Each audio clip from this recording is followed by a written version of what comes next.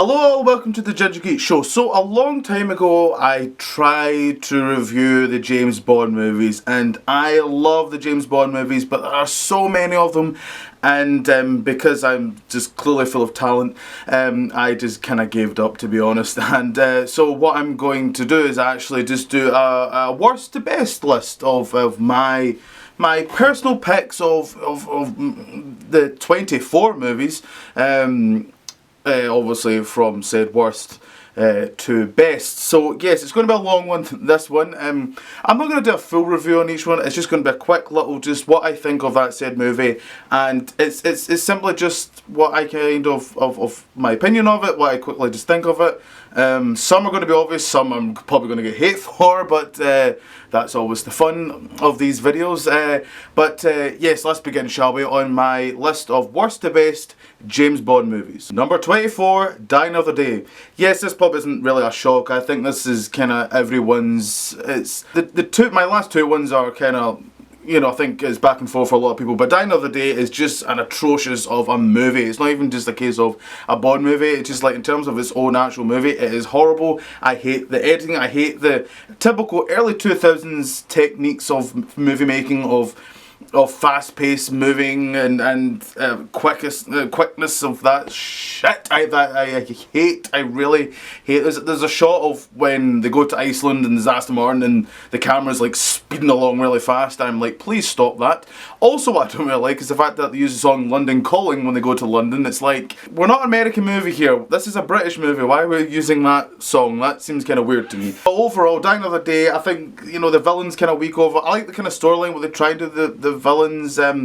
Pierce Brosnan looks a bit kind of already long in the tooth, really, and it's a horrible movie. There's no way I'm denying that. Number 23, Quantum of Solace. Yes, I was quite torn between either putting Die Another Day or Quantum of Solace. I was like, I don't know which one to go for, but the reason why I kind of put Quantum of Solace kind of here was because, well, at least I feel like they kind of tried to make some sort of kind of nice, decent movie. I don't know. Obviously, the writer's strike really affected Quantum of Solace, and I completely understand that. There was many problems with the movie, and frankly, to be fair, to get the movie that they got, I guess Bryce is an achievement. But at the end of the day, it's still, it's a hard watch for me, really. I find the villain bland. Again, it's the editing. I hate the editing in this movie. Again, it's quick cuts, and I hate that kind of stuff. The action I find really hard to focus. It's far too short of a movie. I think it's far too short. The lack of Q and Moneypenny really seems to actually hit harder with this movie more. I don't know why, because it's perfectly fine in Casino Royale, but Quantum of Solace, it seems to really kind of hit harder for me for some odd reason. M just seems to keep going out the field, and I don't understand why. That really kind of is annoying in this movie as well. The only thing I find actually I don't mind this story is Daniel's still pretty solid, and I don't mind the Bond girl kind of like stuff. I think, well, that's pretty solid, but overall, it's just a dull of a movie, really. Number 22, Thunderball. Now, this might be quite a shock, I don't know, or quite an annoyance, I don't know, or quite a wow, Sean Connery's so quite low on the list. And I've tried so hard to like Thunderball, and I find it it's funny how I just said in the previous one it's too short. Thunderball is far too long. The time that they spend underwater, I'm saying it right now, underwater sequences in Bond movies I detest. I really don't like them. They're always dull, they're always boring, they're always slow. Especially when they're trying to do an action sequence back then, it really, because like just the technology that they have, and I get it that doing what they did back then was an achievement, but sadly, just like my modern day dumb eyes that I have, I just don't take that. And the villain with Largo as well, take away the eye patch, would he be as loved? I don't think he would be, because again, I think he's a bit of a kind of, a dud really, if I'm honest, Largo. Oh, I think they spent a bit too much time on the villains kind of side. Like, I don't agree with us finding out what's happening before Bond. I think Bond should be ahead of us. The audience should not be ahead of Bond. I think we should be learning with Bond. We shouldn't be finding that way, and I don't like that stuff. It's just it's too much. I don't think there's a focus strongly on a Bond girl as well. I do like the Bond female villain oh god, that's terrible. I forgot the name. I think she's really good though. I do like her. I think she's the only saving grace about this movie, and I do like the festival sequence, because I do like moments when Bond generally looks quite scared, and when Bond gets shot and he's struggling to like walk and all that. I do like that sequence. That's probably like my favourite sequence in that movie. But overall, I find it a little bit overrated. I find it a bit of a dud of a movie. It's a little bit dull a lot in some points, and yeah, that's why it's quite low on this list. Number 21, The Man with the Golden Gun. Yes, this is one a lot of folk don't particularly like. Even the producers were kind of like iffy with it. It didn't make the greatest amount of money back then. It was when this came out, and after the box office of how low it was in comparison of previous movies, the Bond movies was getting a little bit scared. It's like, oh, do people care about Bond movies?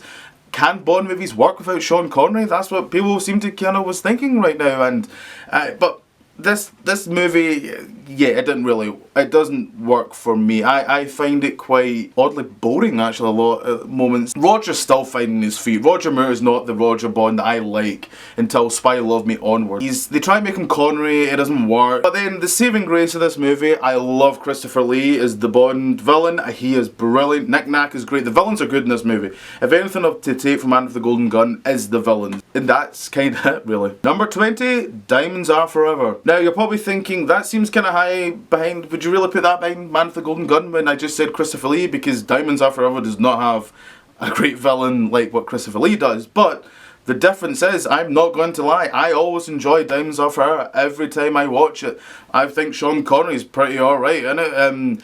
Okay, he doesn't look the best in the movie, I will admit that. He has aged, but I can't help it, I do quite enjoy Diamonds Are Forever. I've always kind of have. It is the first movie into the 70s, and yes, it is very camp. The joke with the elephant was like, that was the sign of what's to come with the Roger Moore movies. And especially as when we have the scene of Charles Grey dressed as a woman, for some odd reason, I'm not really too sure actually why he was dressed as a woman. There was like stuff like that, you can see the 70s humour coming in, but I really enjoy it. I think it's really fun. I like Las Vegas, I think that was great. Amsterdam was great. I like the whole kind of Howard Hughes kind of plot kind of stuff and all that, and I really quite like that. And yeah, would I maybe liked a bit more grandioser of a finale for Sean Connery's? Hell yes I would, because that's the only problem I have with Diamonds Are Forever, is really the third act. I think the third act is absolutely one of the worst third acts, but overall, I find this such a fun movie. Number 19, For Your Eyes Only. Yes, this was the movie where kind of people felt like Bond needs to come back down to Earth after Moonraker, after the big sci-fi, off into space. Bond needs to come back down to Earth. I like this movie. I think it's okay. I'm actually kind of surprised I didn't put it down lower on my list, to be honest, because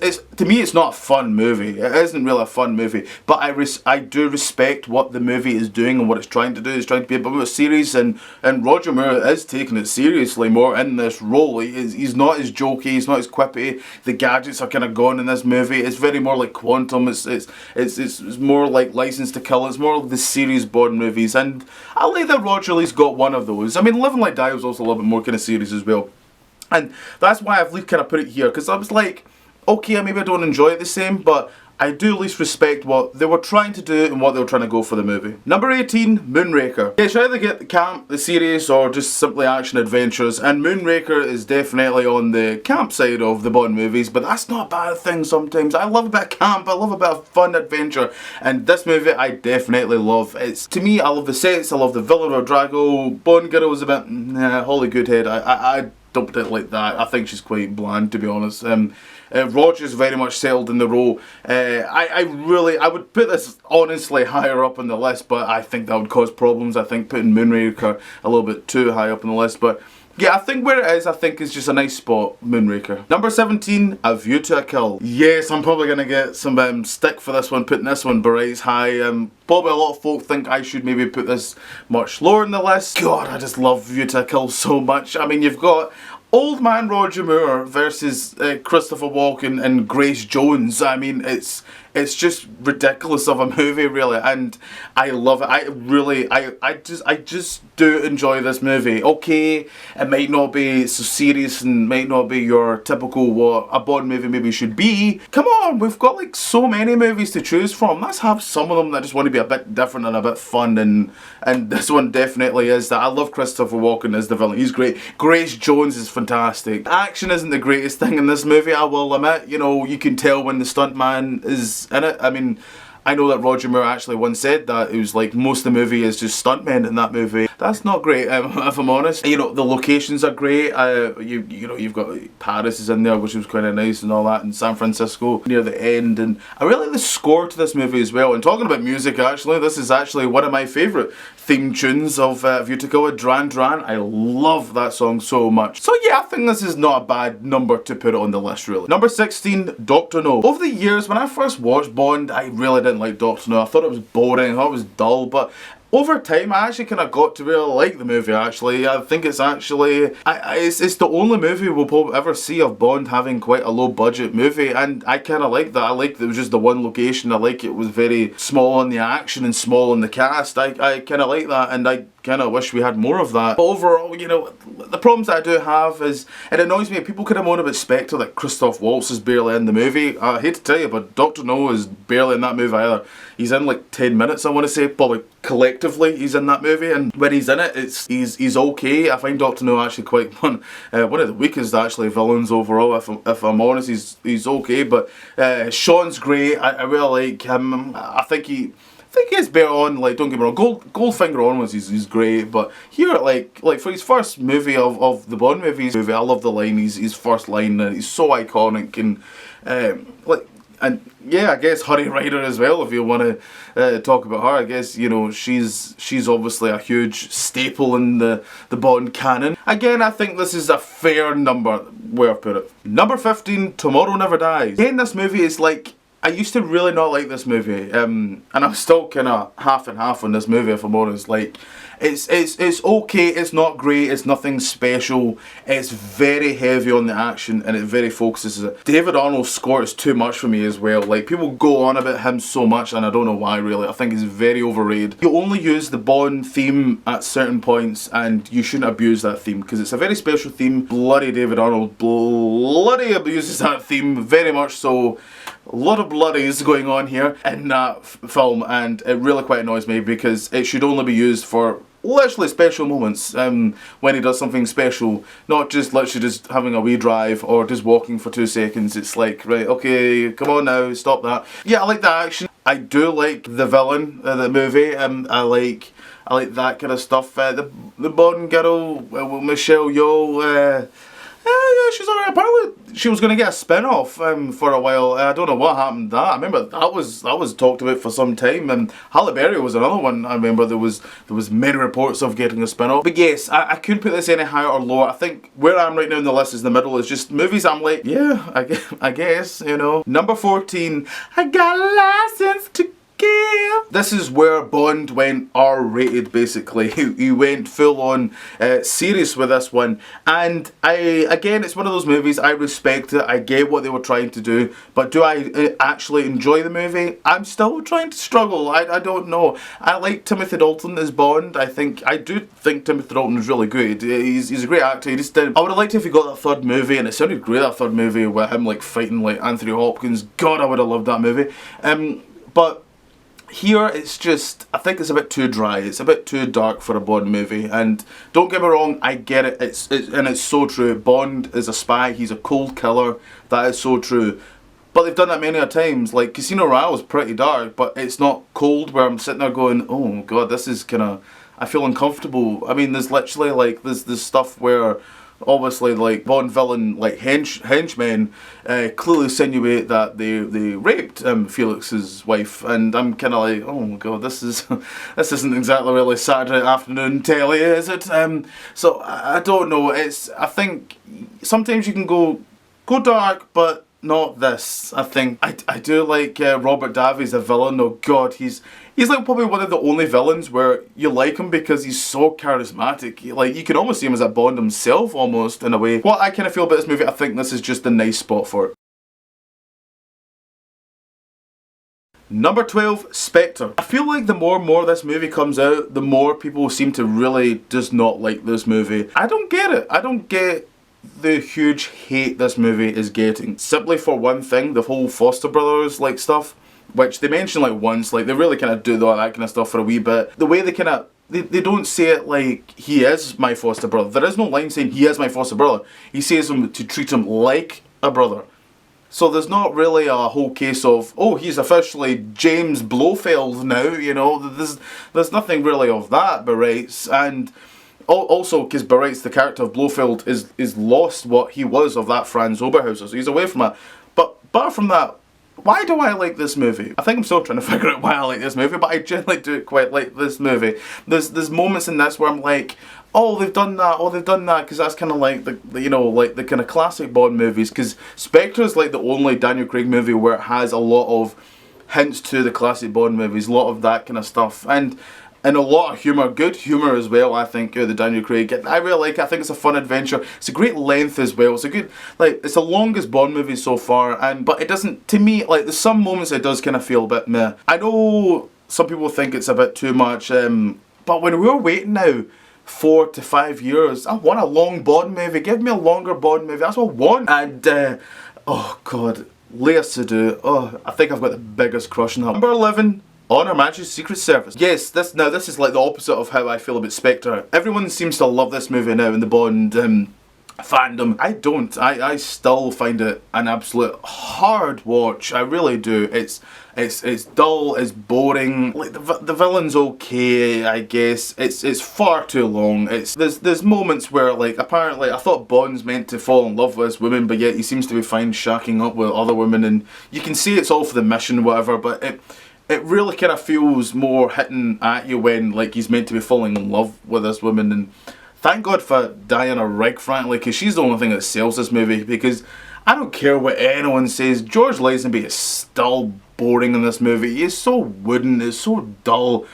And people are now defending him, saying, like, well, for someone who wasn't an actor, like, he does a damn good job. No, he does an absolute shit job still. I don't really care if he wasn't an actor or what, really, frankly. Like, I find him, like, I don't agree with the movie. I don't agree with his casting. I think it was wrong that they got him. The fact that clearly Cubby Broccoli and Harry Saltzman, they clearly didn't know him, and they clearly were rushed to get this movie done. They clearly just went, alright, we'll just take him now, you know. And it looks pretty, it looks nice, don't get me wrong. When the main character is your lead focus and it's someone who can't act, I don't care what anyone says, frankly, that's not good to me, and I simply can't support the movie. I don't like the movie. I've never have. I've tried so hard.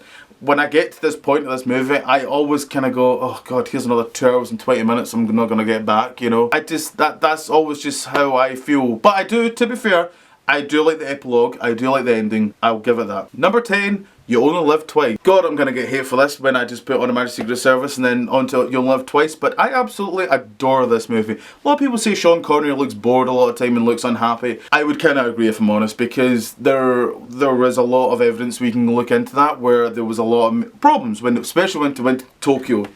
Tokyo was huge for Bond fans, and when you look at a lot of the behind the scenes and how he was treated, it's pretty nuts, to be honest. But for me, I love this movie. It's so beautiful. I love Blofeld. I love that big set in the third act.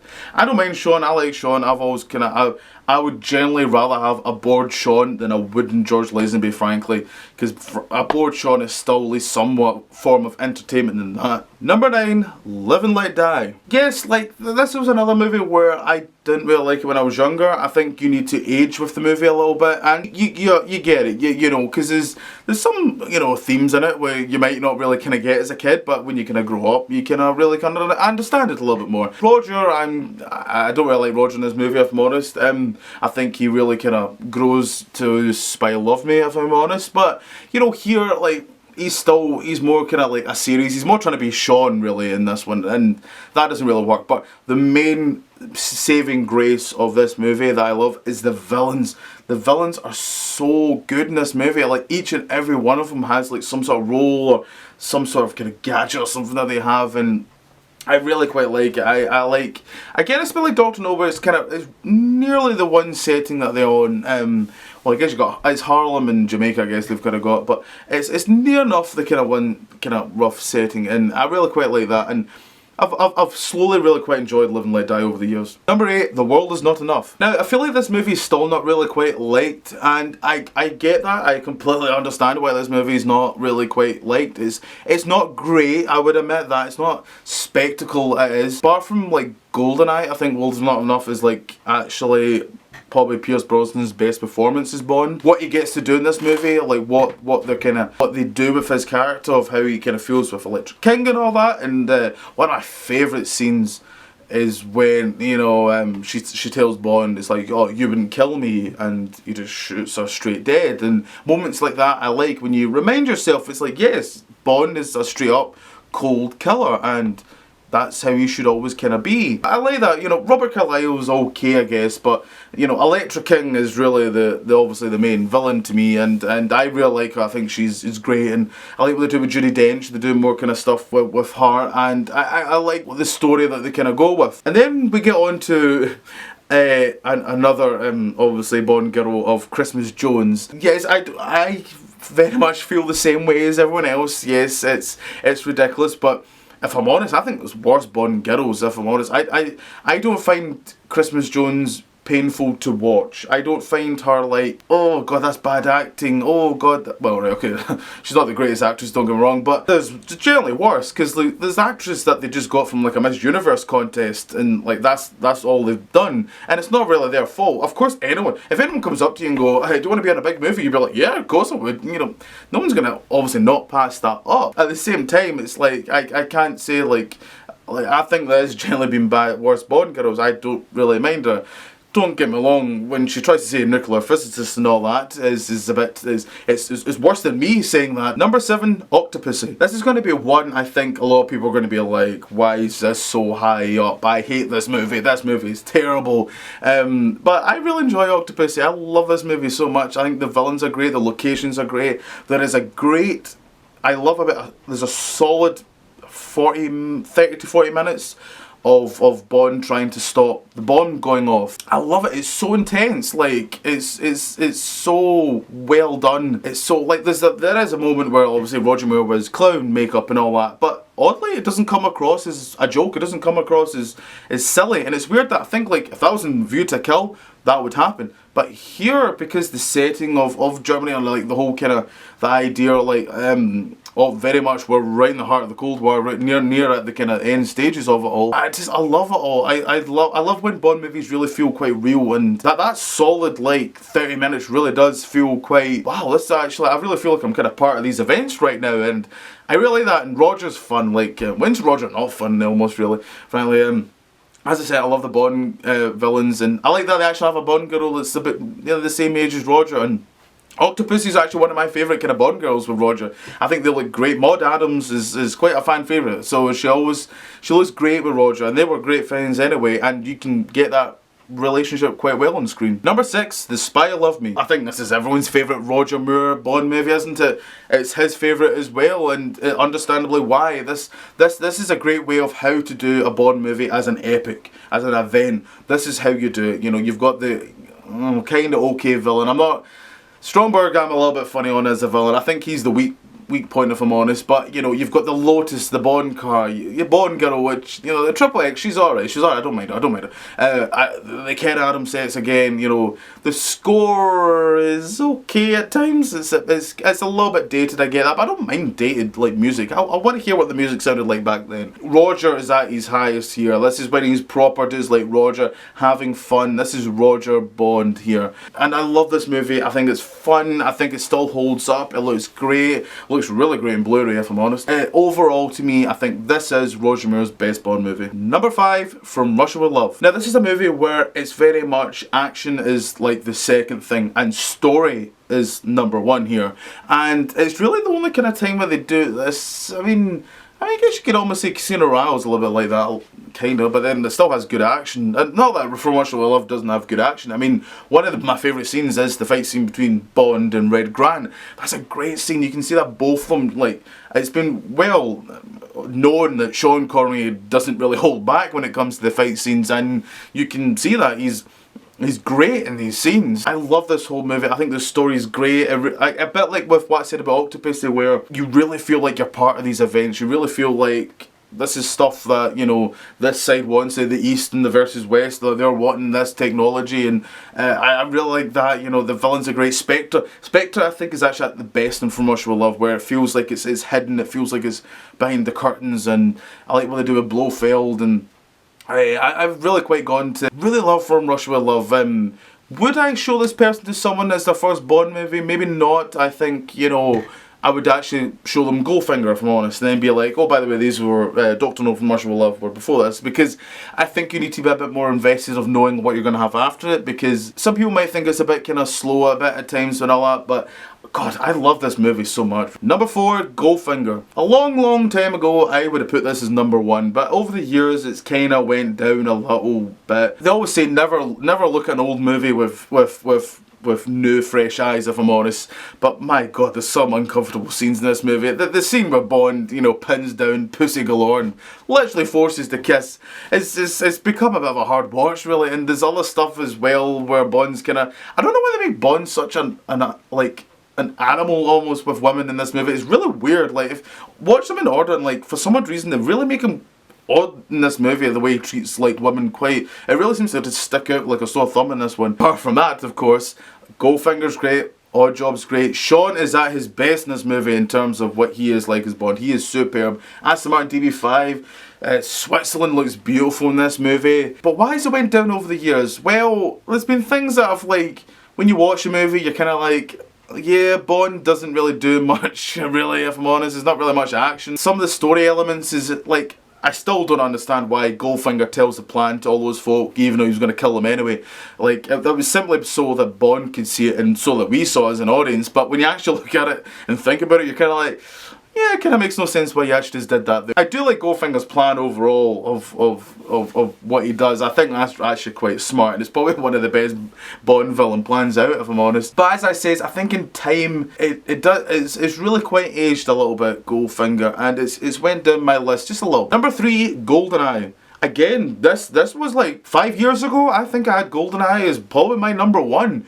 But why has it went down? I hear you cry. Well, I've really discovered Pierce Brosnan isn't really good as Bond, and it hurts me a bit saying that a little bit, because I grew up with Pierce. Pierce Brosnan is my Bond, but right, I did grow up with him, but in time, Daniel Craig is really going to have taken that mantle, if I'm honest. Pierce to me has become, at moments he's like a parody almost of Bond. Like, the way he smiles, the way he acts, is like, why are you doing that? That's not really how Bond would kind of act, really, and I find it very kind of weird, some of that. That aside, because I don't think Pierce is really that good in GoldenEye. As I say, Is Bold Not Enough is really his best. I do still love GoldenEye though. I love the whole plot, I love the villains in it, but what's the main thing I love? What is the main thing I love about GoldenEye? Ah, yes, yes, the Bond girl, Natalia Romanoff. I absolutely adore Natalia, so much so, I really do. She is just like, she's like probably the one of very few, and there has been a couple, don't get me wrong. Eva Green's a good example in Casino Royale, where she gets her own storyline, and from quite early on in the movie as well, like, we're seeing what she's doing for quite some time, and I really like that stuff, and I think she's great, and I love that Bond girl so much. I think she really is superb. She is my kind of favourite thing about it. Obviously, OCTOPUSSY's pretty good as well. I like that kind of stuff. It's like the last one where they kind of have fun with the whole names and all that a little bit, and you do get Christmas Jones, don't get me wrong, but this is kind of like the last one of that kind of stuff, and I do find it a really fun, enjoyable movie overall. And at number 2, it's Skyfall. I absolutely adore Skyfall, frankly. To me, it's a great example of British cinema. Everything is great in this movie. I struggle to find things that are bad, really.